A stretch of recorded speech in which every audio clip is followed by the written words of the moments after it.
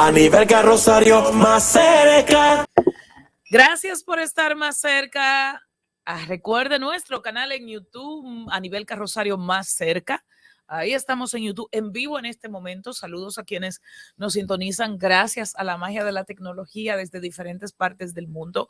A Palacios en Suiza, por ejemplo, y a Martina Abreu desde Bélgica. Qué bueno que están con nosotros. También estamos en TV Quisqueya, de manera particular para la gente de Estados Unidos, Canadá y Puerto Rico. Y en Dominicana Estudio, 89.5 FM, nuestra emisora matriz. Pero estamos en Telecibao HD, estamos también en Bonches Latinos, en Ruta 66 desde Santo Domingo.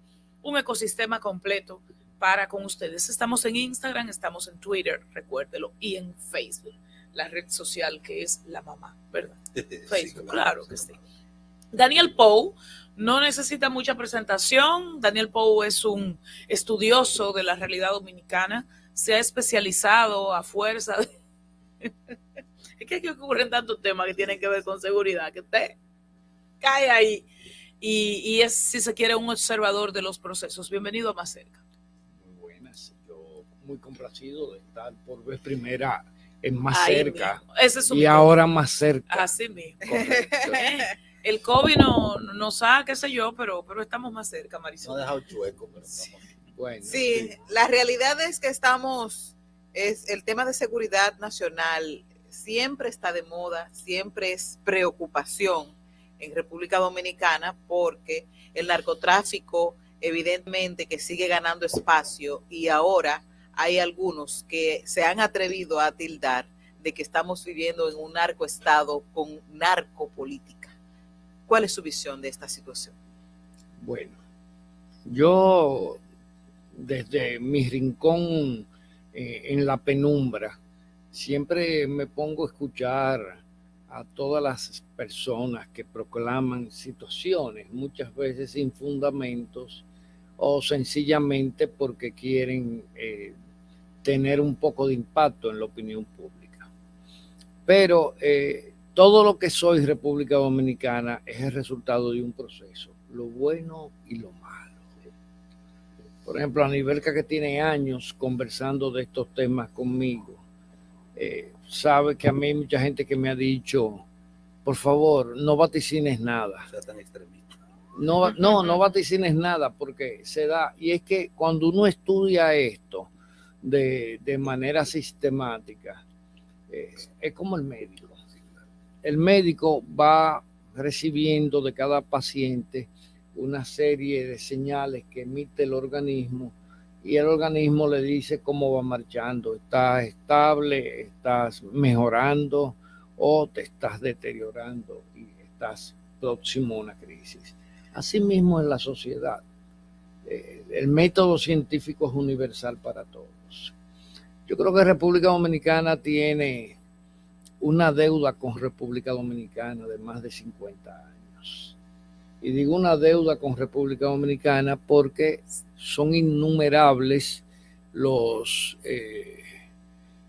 temas que han estado pendientes, que se postergan, que se politizan, se convierten en coyuntural, se sacan de la opinión pública, luego se reintroducen a conveniencia, pero al final de cuentas, cuando usted saca el saldo, usted se da cuenta que la mayoría de los gobiernos siempre lo que han hecho es postergar temas que son neurálgicos en la vida dominicana. En República Dominicana lo que menos vale es la vida, es lamentable. ¿Es un narcoestado? ¿Es un narcoestado? No es un narcoestado. Okay. A propósito, Daniel Pou, de lo que menos vale la vida y todas estas revelaciones que estamos viendo de tema de corrupción, hay quienes incluso hablan hasta de una posible y futura colombianización, por el hecho de que así empezó Colombia. Pero donde quiero ir en tema de seguridad, ¿cree usted que destapado estos temas de narcotráfico pudieran algunos de nuestros legisladores, que del hemiciclo también proponen transparencia, o parte de nuestra gente del Ministerio Público correr peligro su vida y tendrán ellos que reforzar su seguridad? Quizá el narco, para dar un mensaje, podría matar a alguien de nuestros actores principales. Mira, no de idea. No hay, No, yo mu- la tiene. no hay muchas evidencias de que esto pueda suceder, porque el crimen organizado en República Dominicana ha logrado, podríamos decir, entenderse con los poderes reales de este país. Y por eso, cuando el crimen organizado decidió bajar la tasa de homicidio, hay que recordar que en el año 2005, en el tránsito 2000 al 2005 en República Dominicana, la tasa de homicidio pasó de 13.2 homicidios a 26.56 homicidios. Y nadie dijo que el país, Adrede. y nadie dijo que el país se estaba acabando. Pero eso fue una iniciativa, bajar esa tasa de homicidio del crimen organizado o de O de las autoridades? políticas. No, pero oigan bien, yo estoy hablando de que en el 2000 pasamos de 13.2 a 26.56. Pero, Hay que recordar, excúsame, Nivelka, no, adelante. que en el 2005 Leonel Fernández, urgido frente a la situación, tuvo que implementar el plan de seguridad democrática. Ujú.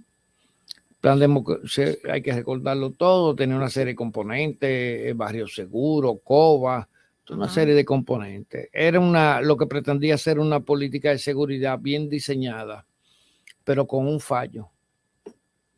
¿Qué era? ¿Cuál? No tenía una voluntad política que la respaldara. Realmente.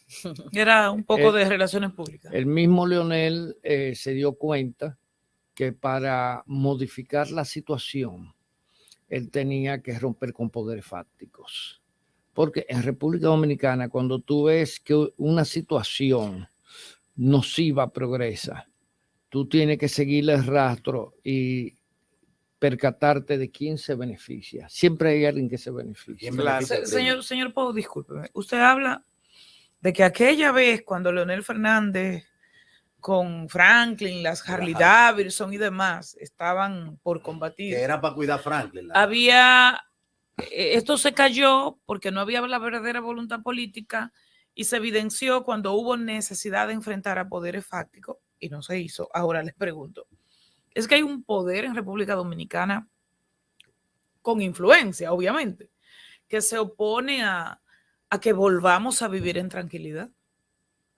Bueno, en tranquilidad nunca hemos vivido, eso les voy a decir. Bueno, Pero la relativa, la tranquilidad que tiene mucho que ver con el raterismo en la calle y esas cosas. Yo digo el peligro latente, cuando el peligro tú lo remites a la latencia, porque le cambias el rol. Y por eso te quiero terminar de explicar el proceso. Recuerde que el Plan de Seguridad Democrática se implementó en el 2005 hasta el 2012. En esos 7 años se invirtieron millones y millones de pesos en el Plan de Seguridad Democrática.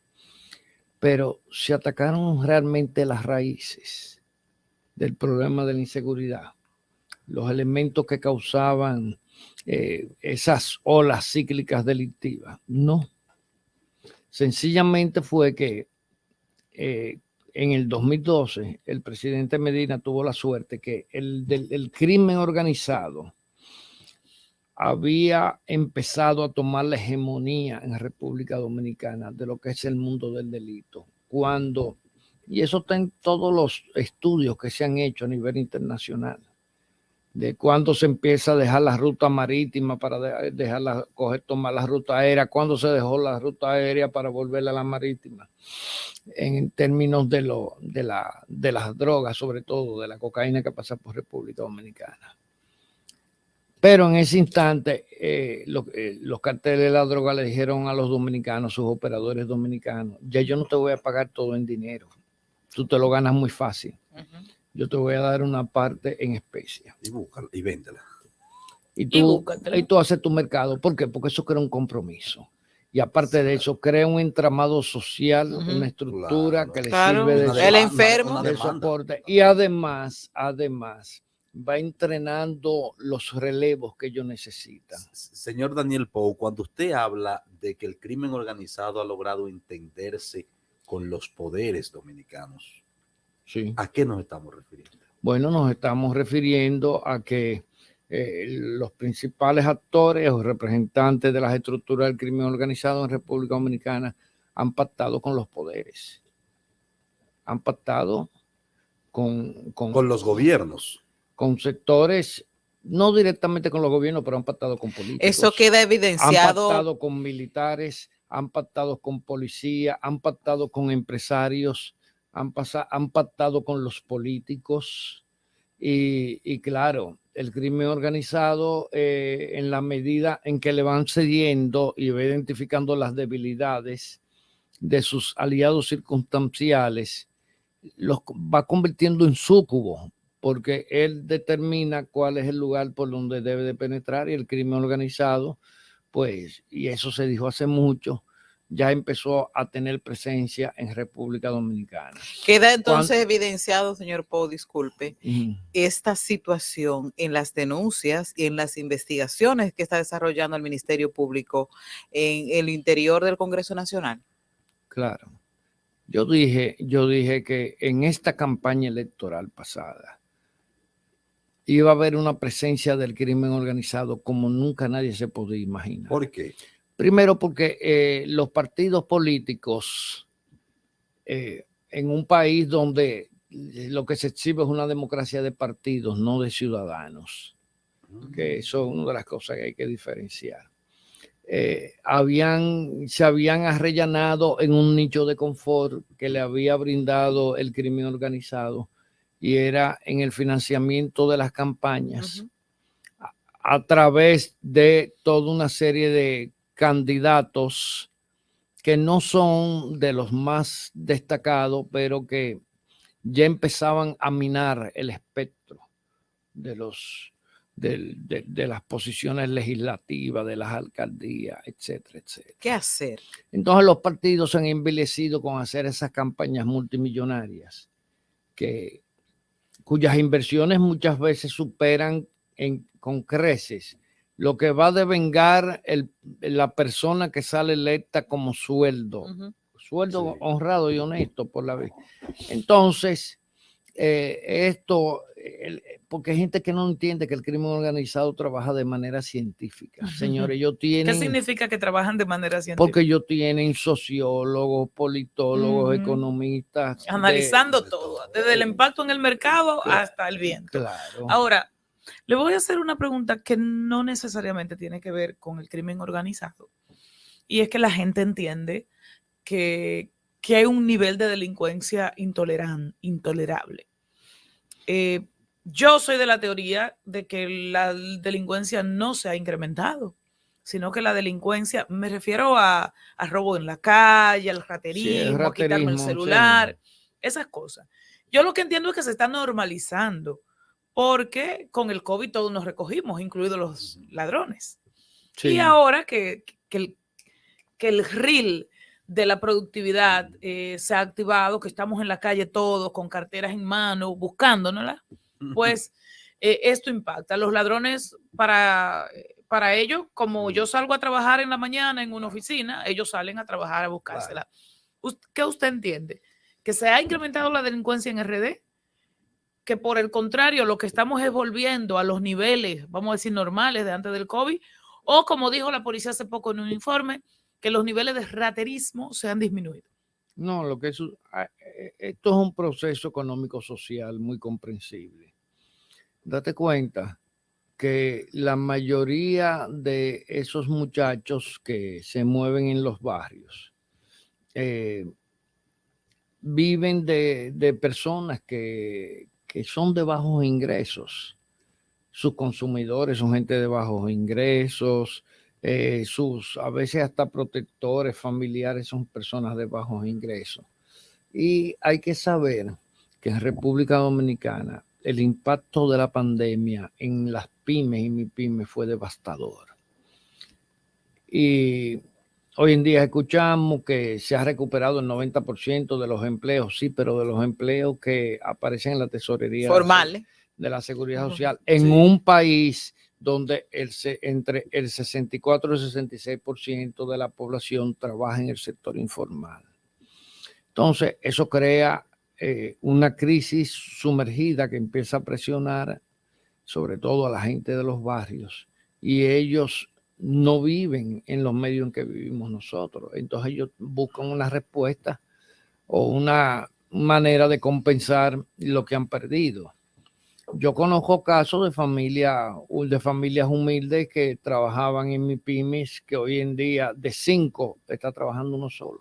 Don Daniel, ¿cuál debe ser, dada esa realidad con la que yo pues también me identifico con los puestos por a nivel que yo, lo único que yo entiendo es que las autoridades no están dando una respuesta adecuada?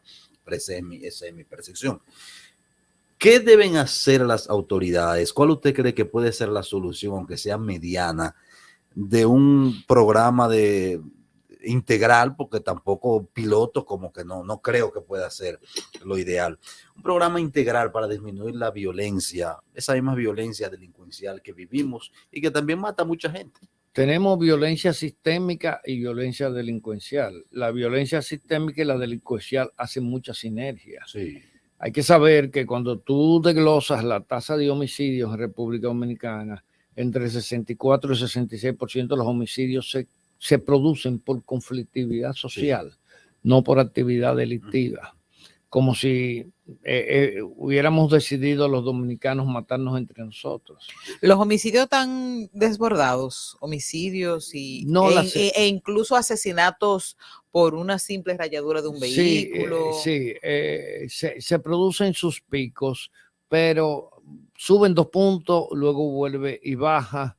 Eso es, podríamos decir, zigzagueante. Sí, es cíclico. Sí, es zigzagueante más que nada. ¿Y por qué zigzagueante? Porque se produce, por ejemplo, aquí en los medios, y me excusan porque ustedes trabajan en medios, yo también trabajo en medios, pero no tratamos estos temas. Se difunde mucho la violencia que se produce y eso es un caldo contagioso. Eso crea una sinergia perversa, terrible. Un paréntesis, algo parecido se ha documentado cuando se difunden los casos de violencia intrafamiliar, los casos de asesinatos de mujeres y demás. De hecho, a veces pareciera una cadena. Vamos a decir, se difunde la información de que mataron a una mujer con una vela y ya usted ve que al otro día aparecen 2 y 3 casos de asesinato de mujeres con una vela. Y el ácido del diablo, cuando empiezan a quemar mujeres con ácido del diablo, empiezan... Entonces es un poco lo mismo, el flaco servicio de los medios, aunque reconociendo que se debe informar. Claro. Un círculo vicioso. Quizás la forma. El problema es correcto, en eso confluyo con usted, de que a veces se hace hasta de una manera morbosa. O sea, como los medios informan el cómo contribuye o no con el aumento de la violencia, de la delincuencia. Cuando tú haces una descripción y la mujer lo fue a abrazar y él sacó una botella de así, o sea, ya eso es morbo. O cuando hace justificaciones en la línea. Porque él decía que ella tenía un amante. La mató de tantas cuchillas. O el odioso titular la mató por crimen pasional. Bueno, señor Pou. El tema es que mientras la sociedad dominicana no haga conciencia y desde el Estado se diseñe una política que integre a la sociedad y que le dé el papel, el rol protagónico que le corresponda, vamos a estar de pico en pico. Pero mientras tanto, les voy a decir, el crimen organizado está haciendo su trabajo de manera muy exitosa. Y organizada. Y muy organizada. ¿Tiene la República Dominicana herramientas para contrarrestar el crimen organizado y el narcotráfico? Mira, las herramientas son muy pobres, muy endebles, porque para eso, más que pensar en temas de fuerza y de violencia, se requiere inteligencia. Que no hay. Tecnología y ciencia. Y voluntad política. Gracias, Daniel Pou, por acompañarnos en Más Cerca. Tremendas reflexiones que tienen que ver con responsabilidades colectivas en estas en estas realidades impactadas por crimen organizado, por raterismo, por delincuentes comunes y cosas todavía más complicadas. El narco en la política también. Debo decir algo. A mí me preocupa más la violencia sistémica que la violencia delictiva. Porque ¿Cuál es sistémica? La social, la que se produce en las relaciones. Porque la violencia delictiva tú puedes identificar la procedencia y cómo se gesta. la violencia sistémica, cultural o social se convierte en parte ya de la cultura misma del individuo y desarraigarla, eso cuesta La un música trabajo. urbana influye en eso. Influye, mira, hasta la amarga influye en eso, para que sepas. Gracias Daniel Pou. Seguimos más cerca. A nivel Rosario más cerca.